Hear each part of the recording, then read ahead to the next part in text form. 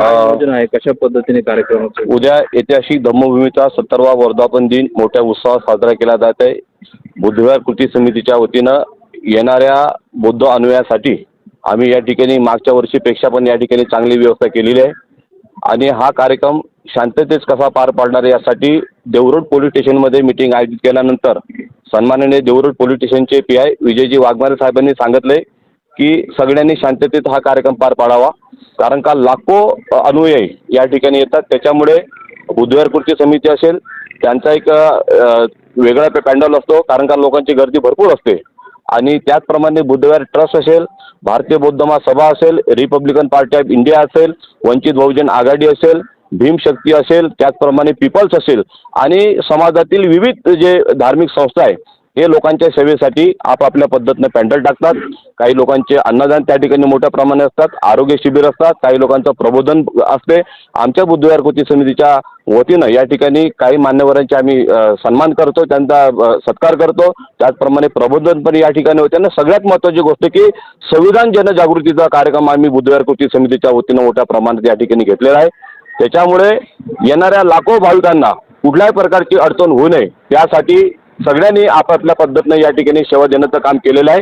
आणि या ठिकाणी कोणाही बुद्ध बांधवांना कसल्याही प्रकारची अडचण होणार नाही, कारण का प्रत्येक पक्ष, प्रत्येक संघटना आणि कृती समिती हे सगळे आम्ही या ठिकाणी सज्ज आहोत. त्याचप्रमाणे परभणीसारखी काही घटना या ठिकाणी घडू नये आणि 1 जानेवारी जो भीमा कोरेगावला आपण मानवंदनासाठी जातोय त्या संदर्भामधून इथून लोकांनी चांगला मेसेज घेऊन जावा, हे सगळ्यात मोठी जबाबदारी बुद्धविहार कृती समितीच्या वतीनं आमची सगळ्यांची आहे, सगळ्या पक्षांची आहे, सगळ्या राजकीय संस्थांची आहे. त्याच्यामुळे या ठिकाणी कुठलाही गोंधळ होणार नाही, कुठलेही म्हणजे आपसामध्ये असं आमचं कुठल्याही प्रकारचे वादविवाद नाही. 25 डिसेंबरला आम्ही सर्व मिळून देवरोड शहरातील आणि आजूबाजूच्या सगळ्या संस्था, सगळे राजकीय पक्ष, सगळ्या धार्मिक संस्था हे आम्ही या ठिकाणी आनंदानं पार पाडतो. कुठल्याही प्रकारचे अनुचित प्रकार हा कुठल्याही बुद्ध यानाकडे होणार नाही, कारण का तथागत गौतम बुद्धांचा हा बुद्ध धम्म आम्हाला बाबासाहेबांनी दिलेला आहे. आणि जगातली नव्हे तर भारतातली नव्हे तर जगातली जे महान क्रांती कुठं झाली असेल तर ते धम्मभूमी या ठिकाणी झालेली. त्याच्यामुळे या ठिकाणी धम्मभूमीला नतमस्तक होण्यासाठी लोक येतात, भांडणं करण्यासाठी येत नाही. त्याच्यामुळे मी संपूर्ण देशातील बौद्ध बांधवांना त्या बुद्धविहार कृती समितीचा उपाध्यक्ष या नात्याने जाहीर आवाहन करतो.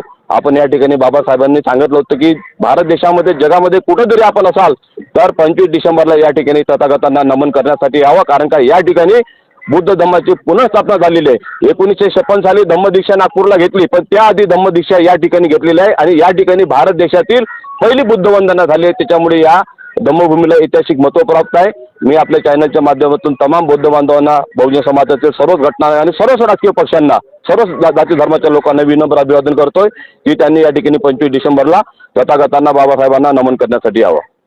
अशाच काही नवीन बातम्यांच्या अपडेटसाठी आपण पाहत रहा रिपब्लिकन आवाज न्यूज.